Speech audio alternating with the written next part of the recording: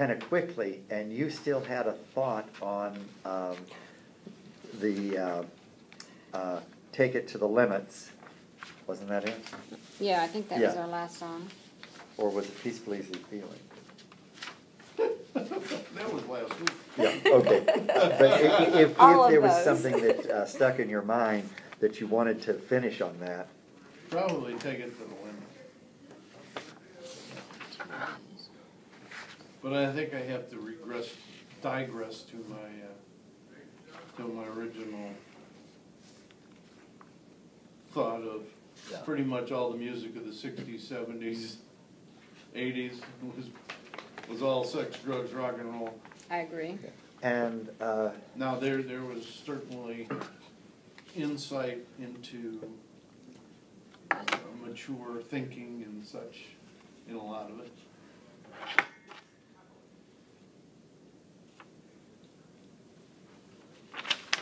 I'm going to see if I have this on my computer. I didn't download it. I was just going to work right from the disk. The song. Which one? You didn't find the disc? No, I can't find it. I've lost it since I got here. Since you got here this morning? Yeah. You're sure you brought it in with you? Well, Pat, that is a stupid question. Oh. Okay? Therein lies. Therein lies the difficulty. Barbara may walk in with it in her hand. So which song are you? We're on Tequila Sunrise. Tequila Sunrise. That's the last. Now you know that's definitely Hangover Days. Yeah, I would always know thought about so. that.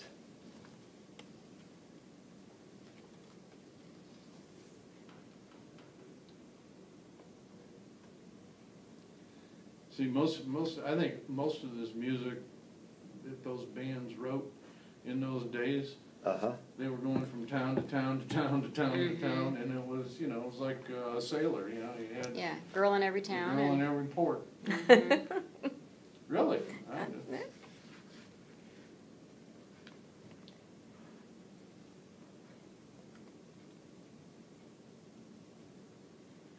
Okay, see, I have the lyrics.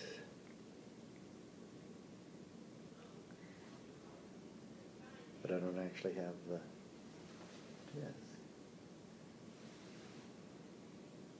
And it's not out there at the... We got the tune in our head. Donut. I can't get the tune. You can't? No, I keep making the tune Peaceful Easy Feeling, Well, if Fred reads it to you, perhaps he can come. I'm not asking that he has to sing it, but if he reads it, can you get it off of your phone?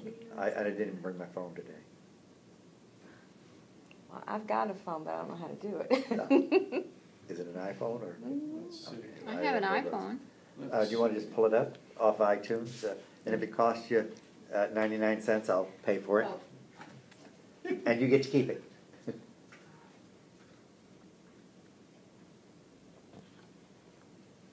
It's another tequila sunrise, starting slowly across the sky, said goodbye. Oh. All right, here's live. Let's see if we can get a live performance.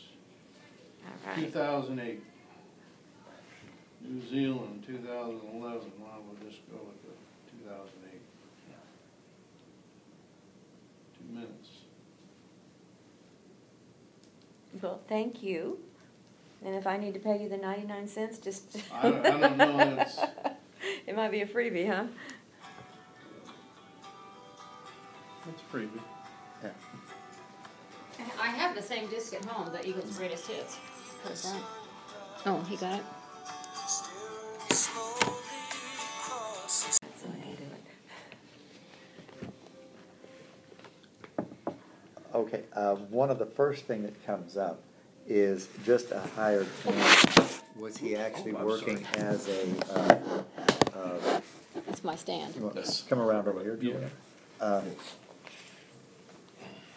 As a bartender, when you read the commentaries that other people have made about it, that's one of the first things that comes up.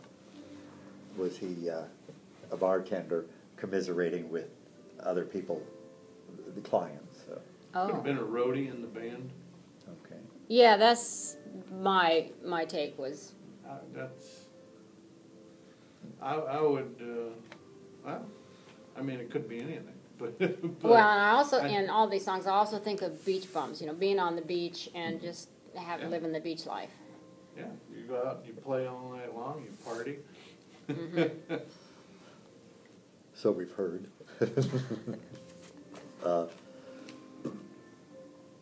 But you might then wonder why I had picked this one in particular then. Because the theme of it in general is disappointment and hopelessness, and rather than going out and correcting the situation, it would appear he continues with drinking. Mm-hmm. And it may not be even to extreme excess or anything like that, but certainly enough to interfere with his ability to then cope with the life situation at the time. Mm-hmm. Okay, so we go halfway. We should be at Psalm or Proverbs, and then Ecclesiastes will be next. Boy, this is the tiniest print. Oh man, look at that! Oh my goodness! Not only did I not bring the disc, I didn't bring my Bible. I used the good news. But you are wearing your glasses. Yeah. Do you want me to get one of the Pew Bibles? No, actually, I bought a second Bible, and I thought that this felt pretty light. That's the problem with those light Bibles, though. Yeah, small print. Yeah. Find the halfway mark. We're at Isaiah, so we are past it. Psalms, Proverbs, Ecclesiastes. I never thought of doing it that way, finding the halfway mark and going from there. Well, if you're halfway, you're at Psalms. Yeah. And then if you're at halfway, you're at the New Testament. Luke. Oh. So, and if you're once you get used to your own, you actually hit, where you're supposed to. Huh. But chapter 1, is life worth living?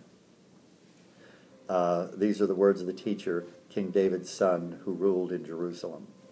Everything is meaningless, says the teacher, utterly meaningless. We go on then, and it's very short. You really should read it. You're in It actually Ecclesiastes says sex, now. drugs, and rock and roll right there in bold print. There.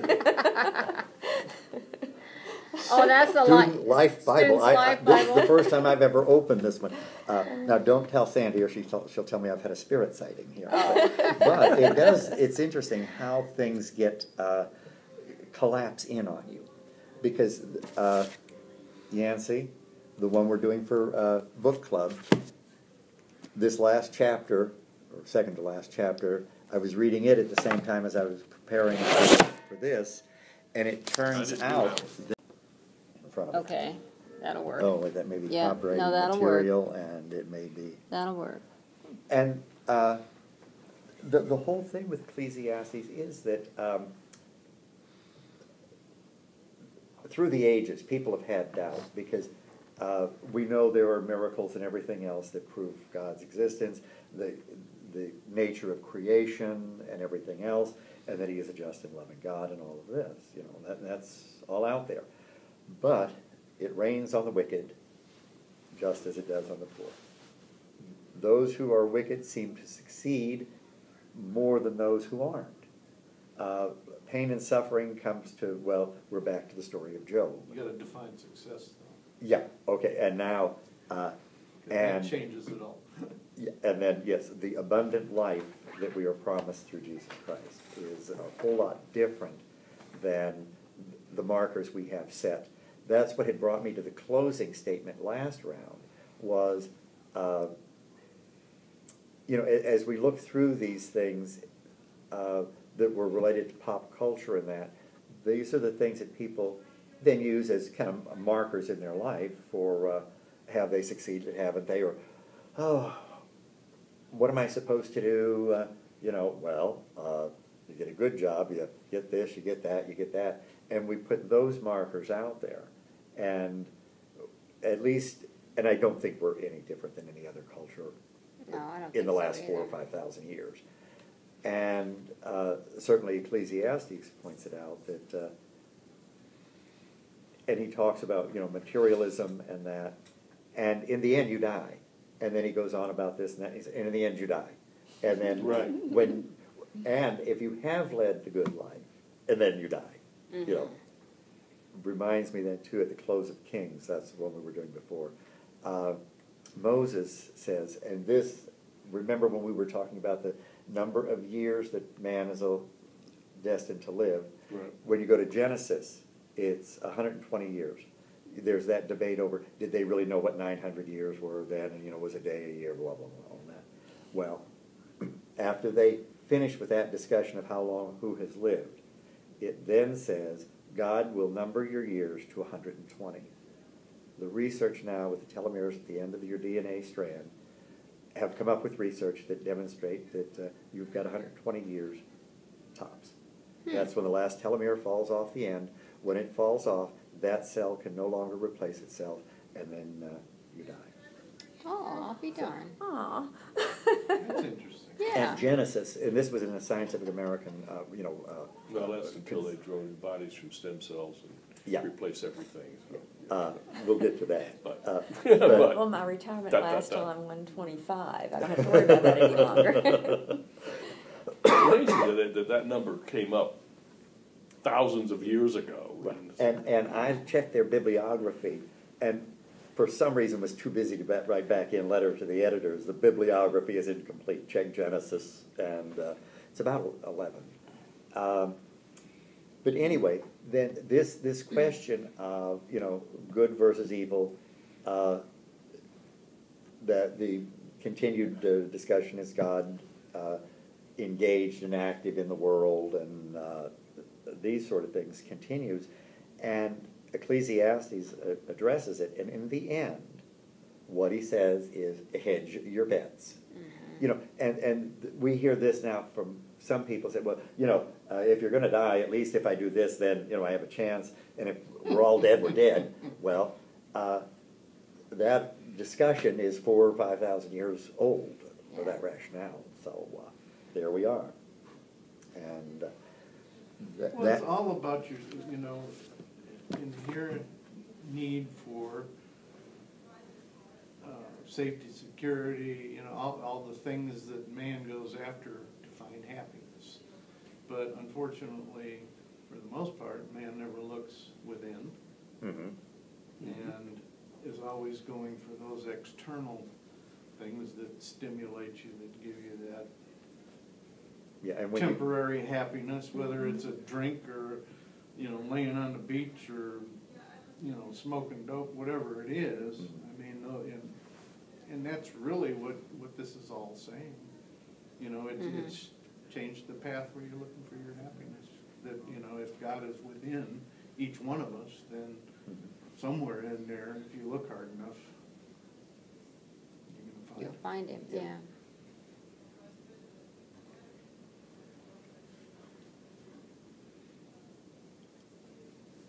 Yeah, you know, that Ecclesiastes, the meaning life is meaningless over and over and over again, that resonates in a lot of the songs, the popular songs. Is that all that there is? That just came to mind. It's all older right. It all comes down to where you're looking.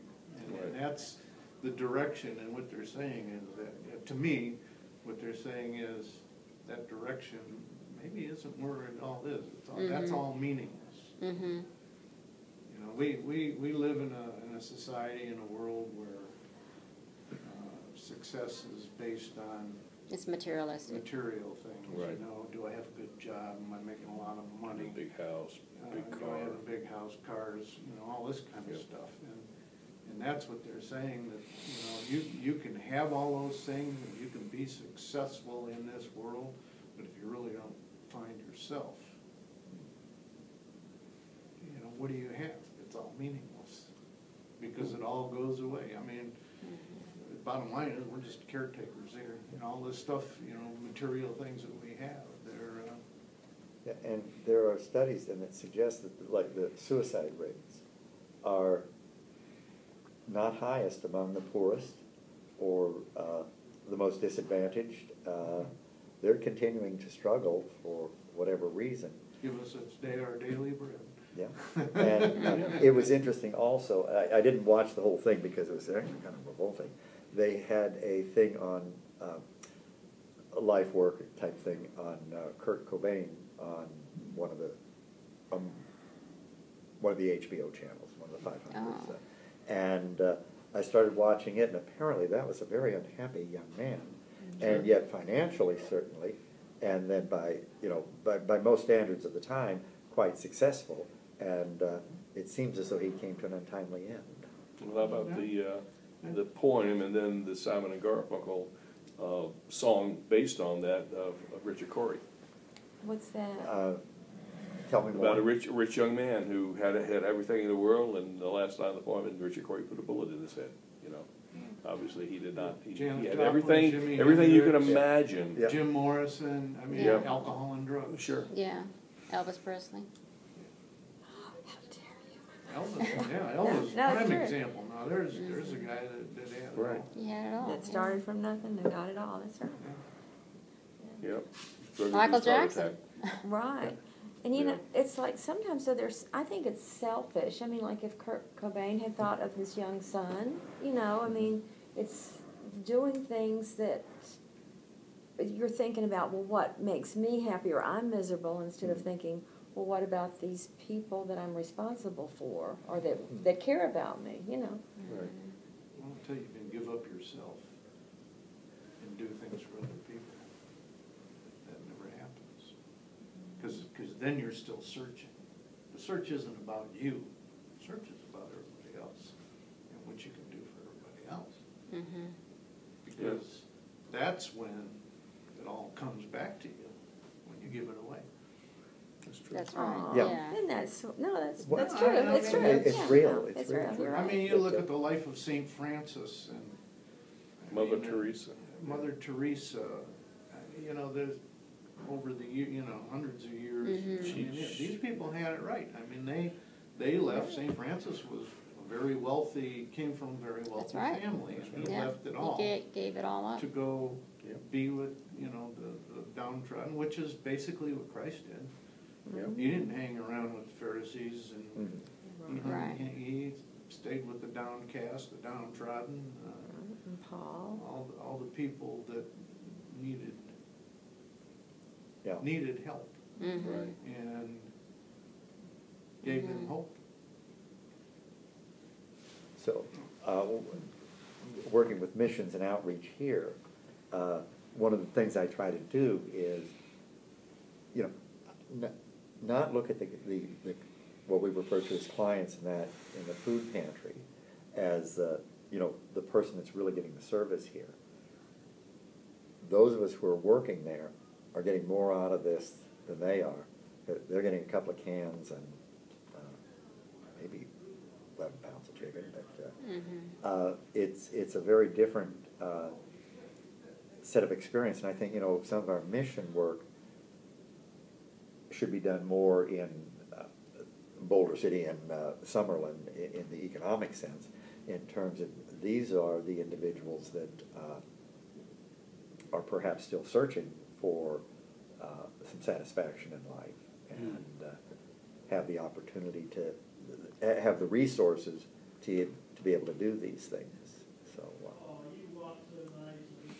you got to do it in the right frame of mind too. You don't want to be boastful or haughty about it. And I like the Norman Vincent Peale's quote. He says, "Do a good deed every day and don't tell anybody." That's it. Mm-hmm. It's not about you. Yeah. Mm-hmm. Or the guy, and it's about somebody else. You get your Starbucks coffee, and to be found out that the person that you paid for it. Okay, well, I'll pay for the guy behind. Pay it forward. Pay for the guy behind you. Have you ever gone into a restaurant and done that? No, I haven't ever done that. It's a trip. Huh. Or in fact, fast food. And I don't do fast foods anymore, but going through a drive-in window, pay for the guy behind you and just take off. Well, how do you know? I mean, how can you pay? You use your credit card? Give him $20. Say, here, buy the meal for the guy behind me, whatever he wants, and if there's money left over, put it to the guy behind me. Well, when you order in those well, you never know. Those kiosks, there's usually 4 or 5 cars in line. And they already know what the guy behind you is going to be. So that's Yeah. right. Yeah. Yeah, you could get A up lot of there and times. say how much is the guy's bill behind me and pay it. You know, Joyce, well, I don't even want it's a wonderful feeling, Yeah. especially when they don't know, and I mean, if you see somebody sitting there looking around like, who did that, you know? Right. I mean, it's just fun. Yeah, Fred Yamagata goes Right. to the. I was thinking about that. Yeah, he goes definitely. to The PX. the PX, right? Yeah, And he'll change, stand back and look and see and pick out some young woman with children at the PX and with a loaded cart, and he'll go up and pay for her cart. Yep. How fun though to stand there and decide, okay, It is. who's it going to be? You The know, wife of some enlisted man who can probably barely afford the groceries Right. anyway, Yeah. and with a gaggle of kids. yeah. Well, it's kind of like doing the Kiva loans. I enjoy doing those. What's that? It's the microfinancing. Originally started for women. They would buy like straw and then make brooms out of them and sell them to one another. Oh, That's Oh very yeah, common. that's Okay, right. that- Yeah. And this is now an internet version of that, and microcredit. Okay. I do $25. Well, the base loan thing that you do is $25, and then you diversify your portfolio, of course, because there could be some defaults. There could be some problems with currency exchange, getting money in and out of some of these countries and that. And then you look at the interest rate on them, and these are the cheap loans. This is usury, but here, in order for me to make a payment to the credit union, actually I go online, set it up, and I never do anything again. And so that transaction costs them somewhere around, somewhere from 6 to maybe 35 cents. These microcredits, there's a guy on a motorcycle, he goes around from village to village, over hill and dale and everything else, to get the loans out and then go out and do the collecting, although Africa is now moving forward very fast on payment by the phones. Yeah. They're ahead of us. Yeah, Oh. well, Yeah. yeah, that makes sense. Yeah. So Well, everybody has a cell phone in Africa. And, They have very few landlines. what They I didn't do- used to, but Well, it's cheaper to put in Thing cell is- phone towers than it is Yeah. to string wire. sure. Yeah, I loan to men because the risk is higher, and the women's loan, they're all going to be funded. There's no problem there. And I can remember the Great Society initiative back in the '60s, and it did not produce the result that we had intended, because if there was a man in the household, then you could not get the funds, and so it tended to destabilize the family rather than stabilize it. And there was also then stigma, racial stigmas associated with it, and most of the people that were receiving these funds did not fit the stereotype and the stigma that was associated with it. So how does this Kiva loan work? You invest some money into it, and Yeah. it goes to Africa somewhere to give them resources to make goods to sell back at? Is that Well, the ones I'm focusing on right now are education loans. okay. So, kid in Palestine, and I will take on some of these in the Gaza Strip and stuff like that, because who knows if you're going to get your money back. And I've still had a very low default rate, even on taking on high risk Really? loans. How do you get paid back now? You pay in, I do it through my PayPal account. Okay. And then it takes $25 out of my PayPal account. Okay. Then they put the money to and what they do on some of these loans is they actually backfill them. So there'll be and you can read the credentials on the bank microcredit unit that you're working with, and they're all over the world. Okay. And then they actually make the loan. You see the picture of the people. Some of them are blurred out Right. for a variety of reasons. And then there's a payment chart. The loans are typically for $1,000 to $2,000, and you've got a $25 chunk. You could fund the whole loan yourself if Right, you of wanted. course. And then, I'll see somebody's trying to set up buy tools for his mechanic shop under a shade tree, essentially. And it reminds me of my father, and hey, I go ahead and fund, put in on that. But I think I have about $2,000 in, and I can get my money out anytime I want. Well, I may have to wait till each of the loans are paid off, and I keep all the money out. And I have lent out a total of $11,000. But then when they pay it back, I just lend it back out again. Right. So. Nice. Oh, okay. And then, so it's, And then where does the interest come in? I Are don't they get any charged interest? Or? They charge interest, and they get the interest because they have operating costs to cover. Okay. And then you just get your principal back. I get my principal back, and then they tell me every so often that you've got $200 in principal here. It's best if you loan that out. So I go back on and figure out who to loan it to. Yeah. Yeah. And it's interesting to get a sense of what other people, and I've had quite a few in Tajikistan, and they're doing, they buy feeder calves and then raise them up and sell them. And having been on a rural property, it's a stretch to call it a farm. A friend of mine and I would do it, and that's the one where we had the 12 cows in his kitchen, and they had the scours and the cow diarrhea. It was, it was. Well, World Vision does a lot. I mean, I know we work with World Vision, but they provide animals for people. You know, these villages where there's also that's what they use for their milk and I've worked there's also the heifer project. Heifer project, right. and then Doctors Without Borders. Right. And, yeah. There's numerous. We gave something to them at Christmas time. It's whether they buying each other presents, and I said, let's do this. Yeah. And, you know, you can give them a chicken and a goat and something else. Sure, that's cool. You know, that's a good thing because you know, and it's only a it's a couple $100. It's kind of like, you know, instead of giving them a fish, teach them how to fish. You know, Yeah. Right. Yeah. Yeah. That gives them something for the long term. Right. One of the things that we could consider here is around, say, the 1st of October, set up a catalog store here that is for like Heifer Project or Those World kinds Vision. That is an things. excellent mission idea. And then there are other ones that do not get as much publicity that I'm particularly interested in are the water projects in that. Our church in Connecticut used to do a big collection every Christmas for Heifer Project. And the mission committee would take on a certain thing and they try to raise $1,000 or $2,000 or something like that for it. One of the other drinking water is That's a big deal. big. Do any of you know Cottrell? Not Cottrell. Steve Cottrell. I know that Joyce knows. I've heard the name, but I don't know. Is he a comedian type? No, he's Is he a comedian type guy? No, he lives here in town. He and his Oh, wife were okay. traveling with, I think, Lila. And they were in Africa, in Kenya, and they visited a school. Oh, Isla. Yeah. And they have picked that up as a project, and I have an auto deduct into it, and apparently support one teacher's salary.